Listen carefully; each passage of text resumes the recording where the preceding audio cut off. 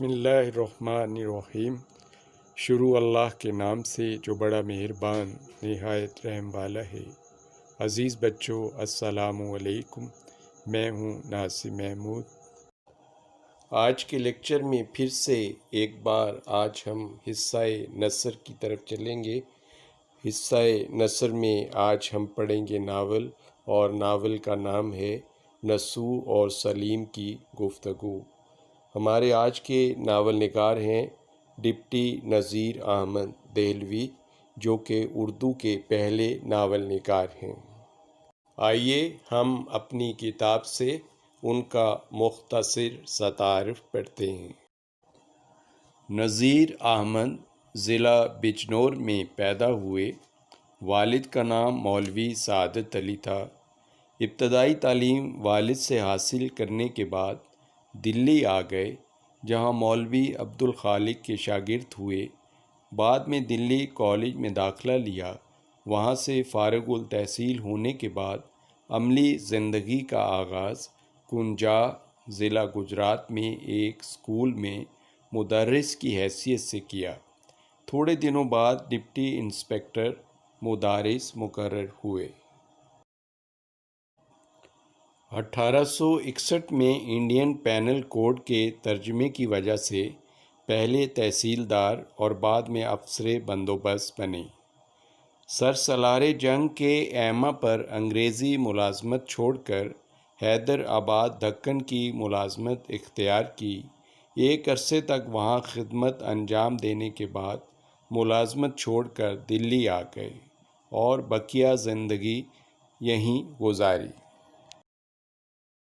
आपकी ज़िंदगी के इख्तिताम पर अलीगढ़ मुस्लिम यूनिवर्सिटी के कब्रिस्तान में आपको दफन किया गया। आपके नावल इस्लाही अंदाज के हामिल हैं, क्योंकि इनसे उन्होंने मुसलमानों की इस्लाह का काम लिया।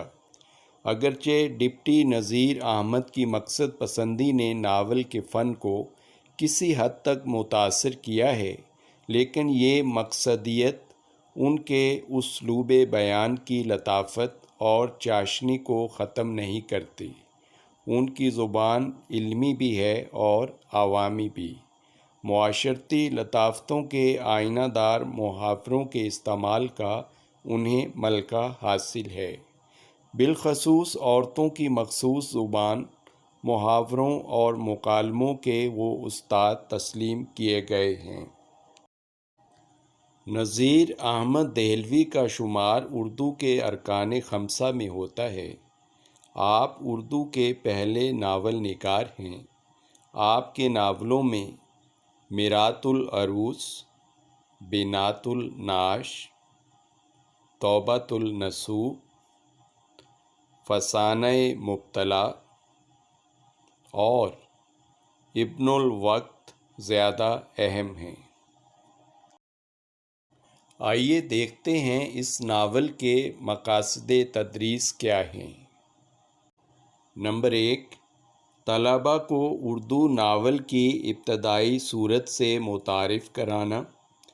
नंबर 2, तलबा को आदाब मुआशरत से आगाह करना।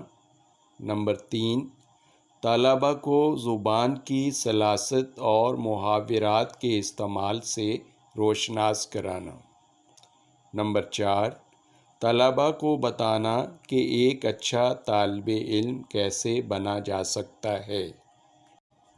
नावल होता क्या है, आपने इसकी तारीफ़ पर्चे में कैसे लिखनी है, इसकी तारीफ़ इस सबक की मश्क के आखिर में दी गई है। नावल वो कहानी है जिसकी बुनियाद हकीकी ज़िंदगी पर होती है। इसमें ज़िंदगी का कोई एक दौर इस तरह पेश किया जाता है कि वो अपने तमाम तर रंगों के साथ मौजूद होता है। कहानी के वाक़यात के बहाव में एक फितरीपन होता है। इसके किरदार गोश्त पोस्त के इंसान होते हैं, जिनमें खूबियाँ भी होती हैं और ख़ामियाँ भी। किरदारों के मुकालमों की ज़ुबान उनके मर्तबे और मिजाज के मुताबिक होती है। ناول پڑھنے سے پہلے آئیے کتاب کے فرہنگ میں چلتے ہیں اور ان مشکل الفاظ کے معنی پر ایک نظر ڈالتے ہیں جو ہماری سمجھ بوجھ میں رکاوٹ پیدا کر سکتے ہیں۔ آموختہ سبق، بالا خانہ، اوپر کا کمرہ، بصر و چشم، سر آنکھوں پر، بلے مانس، شریف آدمی، پھڈی جوتی، نیچی ایڑی کا جوتا۔ شطرنج ایک امیرانہ کھیل کا نام ہے جس میں 6 مہرے ہوتے ہیں۔ عمر دراز، لمبی عمر۔ گنجفہ ایک کھیل کا نام جو تاش سے کھیلا جاتا ہے۔ معقول، مناسب، منجلا، درمیانہ۔ بچوں، آئیے چلتے ہیں ہم ناول کے تعارف کی طرف۔ تعارف پڑھنے سے پہلے میں آپ کو یہ واضح کر دوں کہ آپ کا یہ سبق مکمل ناول نہیں ہے، بلکہ ناول سے تراشا ہوا ایک ٹکڑا ہے جو کہ باپ اور بیٹے کے مکالمے پر مشتمل ہے۔ آئیے اس کا تعارف پڑھتے ہیں۔ دلی میں ایک سال ہیضے کی سخت وبا آئی۔ نسو بھی دیگر افراد کی طرح ہیضے میں مبتلا ہوا اور سمجھا کہ موت قریب ہے۔ مایوسی کے عالم میں اسے عاقبت کی فکر ہوئی۔ ڈاکٹر نے اسے خواب آور دوا دی تو وہ سو گیا۔ خواب میں اس نے مرنے کے بعد عاقبت کے دل ہلا دینے والے مناظر دیکھے تو وہ ہڑبڑا کر اٹھ بیٹھا۔ خواب سے بیدار ہو کر نسو کو اپنی اور اپنے خاندان کی بے مقصد زندگی پر افسوس ہوا۔ اس نے گزشتہ زندگی کی تلافی کا عہد کر کے اپنی بیوی فہمیدہ کو خاندان کی اصلاح کے لیے اپنا مددگار بنایا۔ اس سلسلے میں ایک روز اپنے بیٹے سلیم کو بالا خانے پر صبح کے وقت بیدارہ کے ذریعے بلا بھیجا۔ بیدارہ کا کردار یہاں پر گھر کی ملازمہ کا ہے۔ آج تو میاں بیوی میں یہ قول قرار ہوا۔ اگلے دن چھوٹا بیٹا سلیم ابھی سو کر نہیں اٹھا تھا کہ بیدارہ نے آ جگایا کہ صاحبزادے اٹھیے، بالا خانے پر میاں بلاتے ہیں۔ سلیم کی عمر اس وقت کچھ کم 10 برس کی تھی۔ سلیم نے جو طلب کی خبر سنی، گھبرا کر اٹھ کھڑا ہوا اور جلدی سے ہاتھ منہ دھو ماں سے آ کر پوچھنے لگا، اماں جان، تم کو معلوم ہے ابا جان نے کیوں بلایا ہے؟ ماں، مجھ کو کچھ خبر نہیں۔ کچھ خفا تو نہیں ہے؟ ماں، ابھی تو کوٹھے پر سے نہیں اترے۔ بیدارہ، تجھ کو کچھ معلوم ہے؟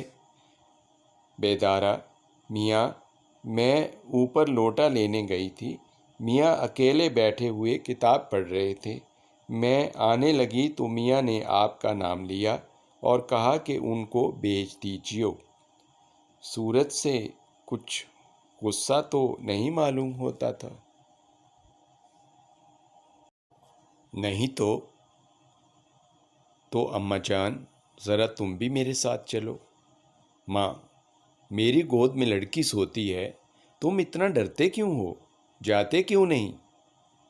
کچھ پوچھیں گے؟ ماں، جو کچھ بھی پوچھیں گے تم اس کا معقول طور پر جواب دینا۔ غرض سلیم ڈرتا ڈرتا اوپر گیا اور سلام کر کے الگ جا کھڑا ہوا۔ باپ نے پیار سے بلا کر پاس بٹھا لیا اور پوچھا، کیوں صاحب، آج مدرسے نہیں گئے؟ جی، بس جاتا ہوں، ابھی کوئی گھنٹے بھر کی دیر اور ہے۔ تم اپنے بھائی جان کے ساتھ مدرسے جاتے ہو یا الگ؟ کبھی کبھار بھائی جان کے ساتھ چلا جاتا ہوں، ورنہ اکیلا جاتا ہوں۔ کیوں؟ اگلے مہینے امتحان ہونے والا ہے، چھوٹے بھائی جان اسی کے واسطے تیاری کر رہے ہیں۔ صبح سویرے اٹھ کر کسی ہم جماعت کے یہاں چلے جاتے ہیں، وہاں ان کو دیر ہو جاتی ہے تو پھر گھر بھی نہیں آتے۔ میں جاتا ہوں تو ان کو مدرسے میں پاتا ہوں۔ کیا اپنے گھر میں جگہ نہیں ہے کہ دوسروں کے یہاں جاتے ہیں؟ جگہ تو ہے، مگر وہ کہتے تھے کہ یہاں بڑے بھائی جان کے پاس ہر وقت گنجفہ اور شطرنج ہوا کرتا ہے، اطمینان کے ساتھ پڑھنا نہیں ہو سکتا۔ تم بھی شطرنج کھیلنی جانتے ہو؟ مہرے پہچانتا ہوں، چالیں جانتا ہوں، مگر کبھی خود کھیلنے کا اتفاق نہیں ہوا۔ مگر زیادہ دنوں تک دیکھتے دیکھتے یقین ہے کہ تم بھی کھیلنے لگو گے۔ شاید مجھ کو عمر پر بھی شطرنج کھیلنی نہ آئے گی۔ کیوں؟ کیا ایسی مشکل ہے؟ مشکل ہو یا نہ ہو، میرا جی ہی نہیں لگتا۔ سبب؟ میں پسند نہیں کرتا۔ چونکہ مشکل ہے، اکثر مبتدی گھبرایا کرتے ہیں۔ مجھ کو یقین ہے کہ گنجفہ میں تمہاری طبیعت خوب لگتی ہوگی، وہ بنسبت شطرنج کے بہت آسان ہے۔ ہاں، شطرنج کی نسبت گنجفہ کو زیادہ پسند کرتا ہوں۔ ہاں، شطرنج میں طبیعت پر زور پڑتا ہے اور گنجفہ میں حافظے پر۔ میری ناپسندیدگی کا کچھ خاص کر یہی سبب نہیں ہے، بلکہ مجھ کو سارے کھیل برے معلوم ہوتے ہیں۔ تمہاری اس بات سے مجھ کو تعجب ہوتا ہے، اور میں تم سے تمہاری ناپسندیدگی کا اصلی سبب سننا چاہتا ہوں، کیونکہ شاید اب سے 5 یا 6 مہینے پہلے جن دنوں میں باہر کے مکان میں بیٹھا کرتا تھا، میں نے خود تم کو ہر طرح کے کھیلوں میں نہایت شوق کے ساتھ شریک ہوتے دیکھا تھا۔ آپ درست فرماتے ہیں، میں ہمیشہ کھیل کے پیچھے دیوانہ بنا رہتا تھا، مگر اب تو مجھ کو ایک دلی نفرت ہو گئی ہے۔ آخر اس کا کوئی سبب خاص ہوگا۔ آپ نے اکثر 4 لڑکوں کو کتابیں بغل میں دابے گلی میں آتے جاتے دیکھا ہوگا۔ وہی جو گورے گورے 4 لڑکے ایک ساتھ رہتے ہیں، پھڈی جوتیاں پہنے، منڈے ہوئے سر، اونچے پجامے، نیچی چولیاں۔ ہاں جناب، وہی 4 لڑکے۔ پھر بھلا آپ نے کبھی ان کو کسی قسم کی شرارت کرتے بھی دیکھا ہے؟ کبھی نہیں جناب۔ کچھ عجب عادت ان لڑکوں کی ہے، راہ چلتے ہیں تو گردن نیچی کیے ہوئے، اپنے سے بڑا مل جائے، جان پہچان ہو یا نہ ہو، ان کو سلام کر لینا ضرور۔ کئی برسے اس محلے میں رہتے ہیں، مگر کانوں کان خبر نہیں۔ محلے میں کوڑیوں لڑکے بھرے پڑے ہیں، لیکن ان کو کسی سے کچھ واسطہ نہیں۔ آپس میں اوپر تلے کے چاروں بھائی ہیں، نہ کبھی لڑتے، نہ کبھی جھگڑتے، نہ گالی بکتے، نہ قسم کھاتے، نہ جھوٹ بولتے، نہ کسی کو چھیڑتے، نہ کسی پر آوازہ کستے۔ ہمارے ہی مدرسے میں پڑھتے ہیں، وہاں بھی ان کا یہی حال ہے۔ کبھی کسی نے ان کی جھوٹی شکایت بھی تو نہیں کی۔ 1:30 بجے 1 گھنٹے کی چھٹی ہوا کرتی ہے، لڑکے کھیل کود میں لگ جاتے ہیں۔ یہ چاروں بھائی ایک پاس کی مسجد میں نماز پڑھنے چلے جاتے ہیں۔ بھلا پھر منجلا لڑکا میرا ہم جماعت ہے۔ ایک دن میرا آموختہ یاد نہ تھا، مولوی صاحب نہایت ناخوش ہوئے اور اس کی طرف اشارہ کر کے مجھ سے فرمایا کہ کم بخت، گھر سے گھر ملا ہے، اسی کے پاس جا کر یاد کر لیا کر۔ میں نے جو پوچھا، کیوں صاحب؟ یاد کروایا کرو گے؟ تو کہا باسر و چشم۔ غرض میں اگلے دن ان کے گھر گیا، آواز دی، انہوں نے مجھ کو اندر بلا لیا۔ دیکھا کہ ایک بہت بوڑھی سی عورت تخت پر جائے نماز بچھائے قبلہ رو بیٹھی ہوئی کچھ پڑھ رہی ہیں۔ وہ ان لڑکوں کی نانی ہیں، لوگ ان کو حضرت بھی کہتے ہیں۔ میں سیدھا سامنے دلان میں اپنے ہم جماعت کے پاس جا بیٹھا۔ جب حضرت بھی اپنے پڑھنے سے فارغ ہوئیں تو انہوں نے مجھ سے کہا کہ بیٹا، گو تم نے مجھ کو سلام نہیں کیا، لیکن ضرور ہے کہ میں تم کو دعا دوں۔ جیتے رہو، عمر دراز، خدا نیک ہدایت دے۔ ان کا یہ کہنا تھا کہ میں غیرت کے مارے زمین میں کٹ گیا، اور فوراً میں نے اٹھ کر نہایت ادب کے ساتھ سلام کیا۔ تب حضرت بی نے فرمایا، بیٹا برا مت ماننا، یہ بڑے مانسوں کا دستور ہے کہ اپنے سے جو بڑا ہوتا ہے اس کو سلام کر لیا کرتے ہیں، اور میں تم کو نہ ٹوکتی، لیکن چونکہ تم میرے بچوں کے ساتھ اٹھتے بیٹھتے ہو، اس سبب سے مجھ کو جتا دینا ضرور تھا۔ اس کے بعد حضرت بی نے مجھ کو مٹھائی دی اور بڑا اصرار کر کے کھلائی۔ مدتوں میں ان کے گھر جاتا رہا۔ حضرت بی بھی مجھ کو اپنے نواسوں کی طرح چاہنے اور پیار کرنے لگی، اور مجھ کو ہمیشہ نصیحت کیا کرتی تھی۔ تبھی سے میرا دل تمام کھیل کی باتوں سے کھٹا ہو گیا۔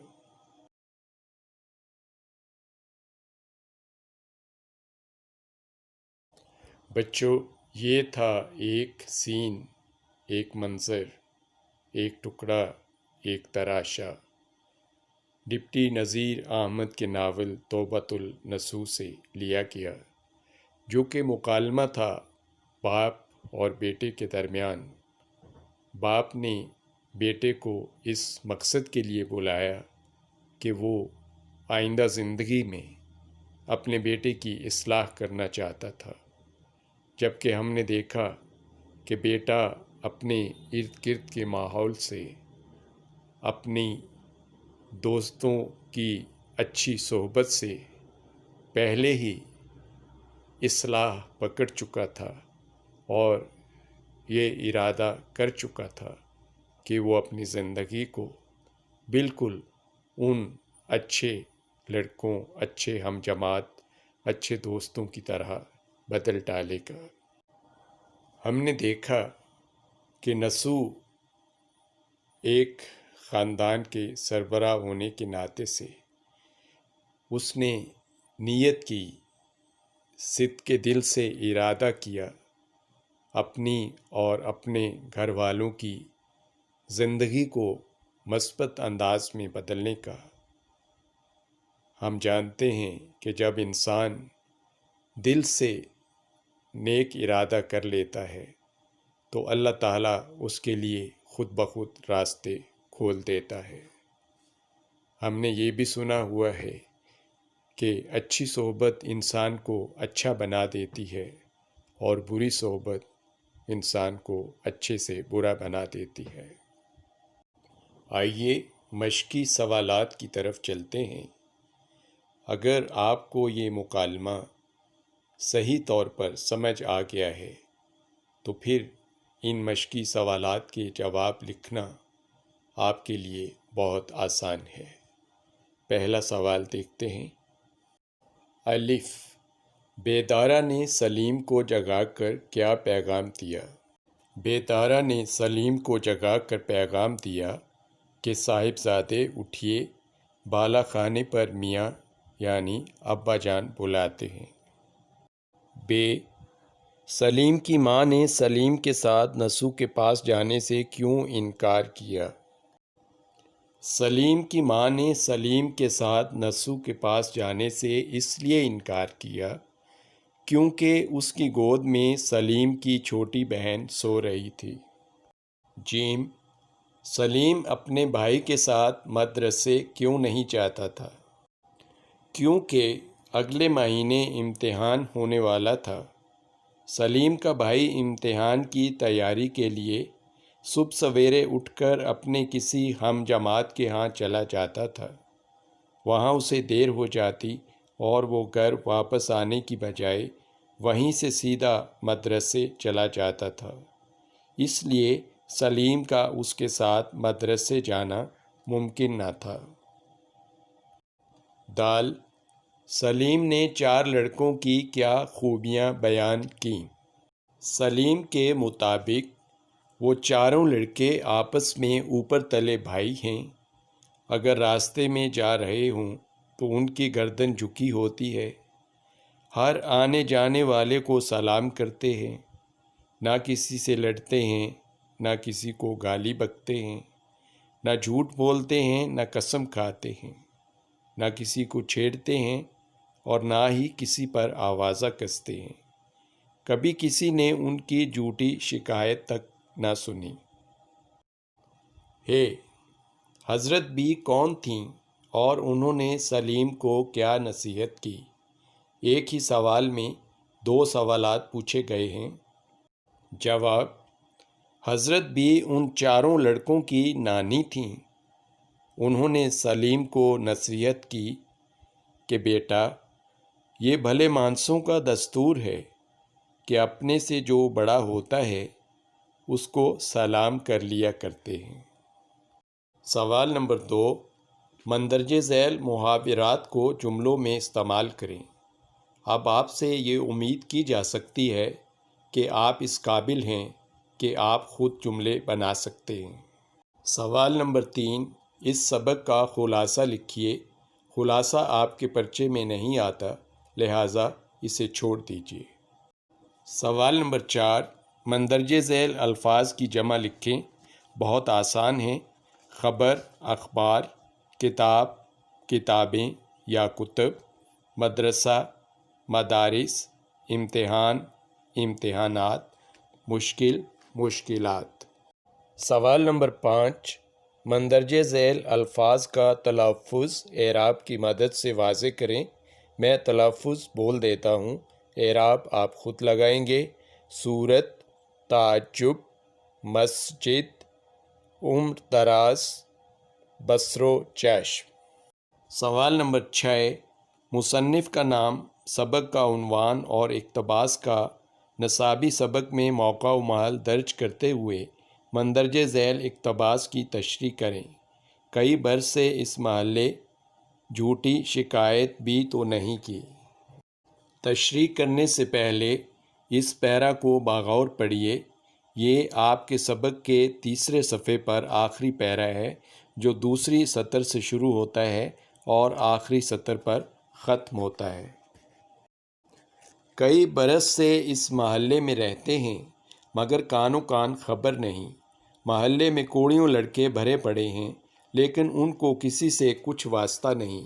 آپس میں اوپر تلے کے چاروں بھائی ہیں، نہ کبھی لڑتے، نہ کبھی جھگڑتے، نہ گالی بکتے، نہ قسم کھاتے، نہ جھوٹ بولتے، نہ کسی کو چھیڑتے، نہ کسی پر آوازہ کستے۔ ہمارے ہی مدرسے میں پڑھتے ہیں، وہاں بھی ان کا یہی حال ہے۔ کبھی کسی نے ان کی جھوٹی شکایت بھی تو نہیں کی۔ آئیے دیکھتے ہیں کہ آپ نے اس اقتباس کی پرچے میں تشریح کیسے لکھنی ہے۔ مصنف کا نام ڈپٹی نذیر احمد دہلوی۔ سبق کا عنوان نسو اور سلیم کی گفتگو۔ سیاق و سباق: اس اقتباس سے پہلے باپ بیٹے سے کھیل میں دلچسپی نہ لینے کی وجہ دریافت کرنا چاہتا ہے، جبکہ بیٹا باپ کو ان 4 لڑکوں کی خوبیاں بیان کرتا ہے جن کی عادات و خصائل سے متاثر ہو کر اسے کھیل سے ایک دلی نفرت ہو گئی تھی۔ اسی موضوع پر دونوں میں مکالمہ جاری ہے۔ تشریح: درج ذیل اقتباس اسی مکالمے کی ایک کڑی ہے۔